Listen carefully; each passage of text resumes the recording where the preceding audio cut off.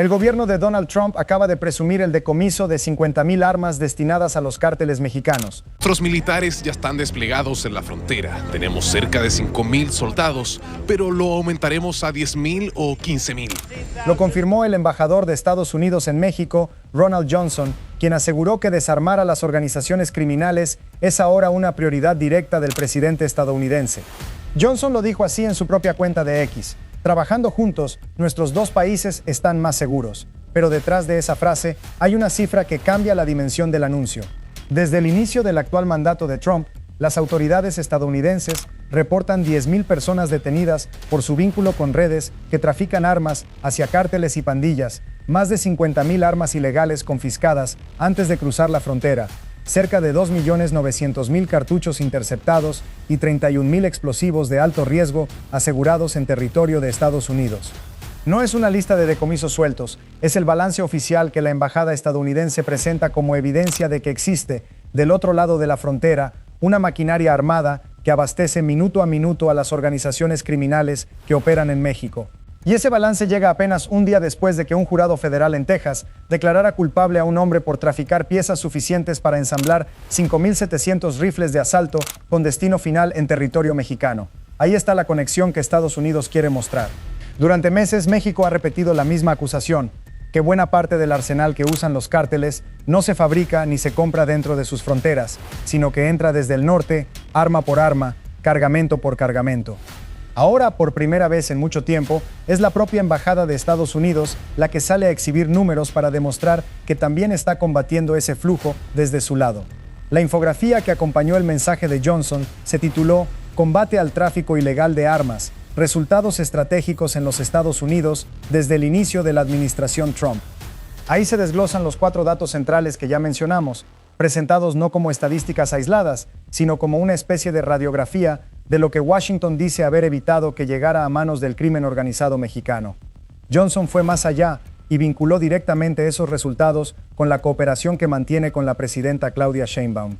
No es un dato menor, porque durante meses esa cooperación ha estado marcada por una tensión de fondo: quién es responsable de qué y quién debe hacer más para frenar la violencia que cruza la frontera en ambos sentidos. Sheinbaum lleva tiempo insistiendo en que la responsabilidad del tráfico de armas no puede recaer únicamente en México. Desde febrero, en un acto realizado en Sinaloa, advirtió que si Washington le exige a su gobierno frenar el paso de drogas hacia el norte, entonces Estados Unidos tiene la misma obligación de frenar el paso de armas hacia el sur. La idea volvió a repetirse en julio, durante un evento llamado Sí al Desarme, Sí a la Paz, celebrado a las afueras de la Basílica de Guadalupe. Ahí la mandataria precisó una cifra concreta: 75% de las armas incautadas o entregadas en México tienen origen estadounidense y cruzan la frontera de forma ilegal. La seguridad y la paz son responsabilidades compartidas, dijo aquel día. Un día antes de ese mismo evento, el secretario de Seguridad, Omar García Harfuch, había dado una cifra todavía más alta. Según Harfuch, 80% de las armas decomisadas en México provienen de territorio estadounidense. Entre ellas, dijo, hay ametralladoras, fusiles de asalto y rifles Barrett de largo alcance, además de cartuchos de alto poder que rara vez se fabrican dentro de México. Harfuch añadió otro dato que resulta especialmente delicado. 1 de cada 5 armas aseguradas en todo el país corresponde a un solo estado, Sinaloa, la zona donde durante años ha operado uno de los cárteles más armados de todo el continente. Esa diferencia entre el 75 y el 80% no es un error de cálculo. Refleja que ambos funcionarios miden cosas ligeramente distintas. Uno habla de armas entregadas o incautadas en general, el otro se concentra en los decomisos directos de las fuerzas de seguridad. Pero el mensaje de fondo, en los dos casos, es el mismo. La inmensa mayoría del arsenal que sostiene la violencia en México no nace en México. En ese mismo evento de julio, el secretario de la Defensa Nacional, el general Ricardo Trevilla Trejo, ofreció un dato adicional sobre lo que ha ocurrido dentro del país. Según Trevilla, desde que arrancó el gobierno de Sheinbaum, se han retirado de circulación casi 40,000 armas entre entregas voluntarias y decomisos. De ese total, 11,679 corresponden exclusivamente al programa de canje Sí al Desarme, Sí a la Paz. 6,404 armas cortas, 3,419 armas largas, 1,856 granadas y 700,000 cartuchos que ya no están en la calle. 2 países, 2 discursos, un mismo problema que ninguno puede resolver solo. Por eso, en junio, Johnson y el secretario mexicano de Relaciones Exteriores, Roberto Velasco, anunciaron la creación de un mecanismo que buscaba justamente eso, coordinar en lugar de solo señalar. Lo llamaron Grupo Bilateral de Implementación y reúne a 15 agencias del gobierno estadounidense con sus contrapartes mexicanas. Su tarea no se limita a las armas. También cubre el flujo de fentanilo, el tráfico de personas, el combate a organizaciones criminales que operan de un lado y otro de la frontera, el reforzamiento de la seguridad fronteriza, el desmantelamiento de redes de financiamiento ilícito, el combate al robo de combustible conocido como huachicol y el uso de tecnología para detectar amenazas antes de que se conviertan en tragedias. Cuando se anunció ese grupo, en junio, las autoridades estadounidenses llevaban decomisadas poco más de 36,000 armas ilegales. 2 meses después, en agosto, esa cifra ya llegó a 50,000. Johnson atribuyó ese salto directamente a la intensificación de los operativos conjuntos entre ambos países. 14,000 armas más en solo 8 semanas. Ese ritmo es quizás el dato que mejor explica por qué la Casa Blanca decidió convertir el desarme de los cárteles en una prioridad explícita y no en una promesa más dentro del discurso migratorio o de seguridad fronteriza. Cada arma decomisada en territorio estadounidense es, en teoría, una menos disponible para sostener enfrentamientos, extorsiones o control territorial del lado mexicano. Y el caso de Texas que mencionamos al inicio muestra exactamente cómo funciona, en la práctica, esa maquinaria que las autoridades intentan frenar. Un jurado federal en San Antonio encontró culpable a Chandler Britton Bradford, de 34 años, vecino de la ciudad de New Braunfels, por liderar durante años una red que envió a México piezas suficientes para armar cerca de 5,700 rifles semiautomáticos tipo AR-15. Bradford no vendía armas completas. Vendía componentes comprados de forma legal dentro de Estados Unidos que después se ensamblaban del otro lado de la frontera, fuera del alcance de cualquier control de exportación. Según la Fiscalía, Bradford utilizó bodegas en Laredo y en el Valle del Río Bravo para almacenar el material antes de enviarlo. Recibió más de $3,5 millones por la operación, pagados mediante transferencias bancarias y en ocasiones en efectivo durante encuentros en la costa mexicana. El comprador final operaba desde Monterrey, Nuevo León, y era quien se encargaba de fabricar las armas con las piezas recibidas. El fiscal federal Justin Simmons fue directo al describir la responsabilidad del acusado. Dijo que Bradford sabía que las armas terminarían en manos de organizaciones del narcotráfico.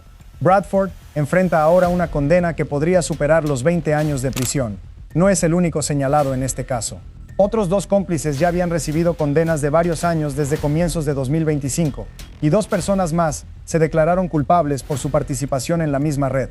Las autoridades estadounidenses todavía buscan a 2 prófugos vinculados al esquema, que hasta ahora permanecen fuera del alcance de la justicia. Este tipo de casos no son aislados. En las últimas semanas, fiscales de Arizona presentaron cargos contra más de 20 personas por otra red que compraba armamento mediante prestanombres para enviarlo hacia México. Esa investigación, con sede en Phoenix, documentó más de 100 piezas y 125,000 cartuchos asegurados solo en territorio de Arizona, además de varios cruces fronterizos donde agentes detectaron a compradores intentando pasar decenas de rifles de asalto y sus cargadores correspondientes. Un responsable de la Oficina de Alcohol, Tabaco, Armas de Fuego y Explosivos en esa ciudad fue claro al describir el método. La red intentó dividir sus compras entre distintas armerías del área metropolitana para no despertar sospechas, una táctica conocida como compra fraccionada. Por separado, agentes federales interceptaron un rifle Barrett calibre .50 antes de que saliera de territorio estadounidense rumbo a una red vinculada con México. Ese tipo de armamento, capaz de perforar blindaje ligero a más de 1 kilómetro de distancia, es justamente el que Harfuch describió como parte del arsenal que llega a los cárteles desde el norte. Cada expediente cuenta la misma historia con nombres distintos: compradores legales en Estados Unidos, intermediarios que fraccionan las compras para no levantar sospechas, bodegas cercanas a la frontera donde el material se acumula antes de cruzar, y una línea fronteriza que, pese a los controles, sigue funcionando como corredor de armamento hacia el sur. Las autoridades estadounidenses insisten en que la inteligencia balística es una de sus herramientas más efectivas para frenar este flujo. Cuando un arma aparece en la escena de un crimen en México, su número de serie puede rastrearse hasta el comercio original donde fue comprada en Estados Unidos, lo que en ocasiones permite reconstruir toda una red de intermediarios. Ese cruce de información es precisamente uno de los pilares del nuevo grupo bilateral que reúne a las agencias de ambos países. Si quieres seguir de cerca este tipo de historias sobre seguridad y crimen organizado en México y Estados Unidos, suscríbete al canal y cuéntame en los comentarios qué te parece este cruce de cifras entre ambos gobiernos. Seguimos con la historia. Lo que queda ahora es ver qué tanto se traduce este anuncio en un cambio real dentro de Estados Unidos, más allá de los decomisos en la frontera. Porque mientras el gobierno de Trump presume cifras de interceptación, en el propio Texas ocurrió, apenas unos días antes, un movimiento en sentido contrario. Un juez federal en Lubbock invalidó parte de una ley de casi un siglo de antigüedad que regulaba silenciadores y ciertas armas de cañón corto. El Departamento de Justicia decidió no apelar esa decisión dentro del plazo establecido, lo que permitió que la resolución entrara en vigor. A partir de ese momento, comprar silenciadores y rifles o escopetas de cañón corto en ese estado ya no exige el registro ni los controles adicionales que existían desde 1934. Grupos defensores del control de armas advirtieron que esa decisión judicial va exactamente en la dirección opuesta al discurso de desarme que la propia embajada estadounidense promueve frente a México. Organizaciones a favor del derecho a portar armas, en cambio, la calificaron como una victoria histórica para la segunda enmienda. La contradicción no pasó desapercibida entre analistas de seguridad fronteriza, que señalan que menos controles internos sobre ciertas armas y componentes puede complicar, no facilitar, la tarea de rastrear hacia dónde termina viajando cada pieza. Esa tensión entre lo que Washington promete hacia afuera y lo que ocurre puertas adentro es, probablemente, el capítulo que sigue en esta historia.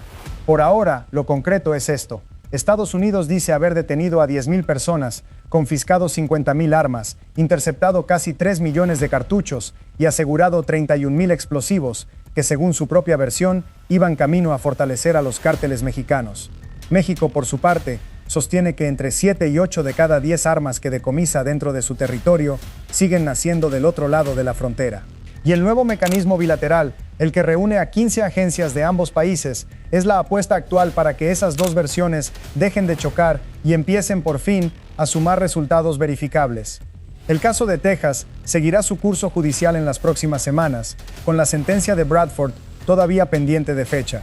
Y mientras eso ocurre, la pregunta que queda flotando es si las cifras que hoy presume la embajada estadounidense representan un cambio real en el flujo de armas hacia México, o si son apenas la parte que sí se logra detener frente a una corriente que, según las propias autoridades mexicanas, sigue siendo mucho más grande de lo que cualquier decomiso puede mostrar. Hay algo más que conviene tener en cuenta antes de sacar conclusiones apresuradas.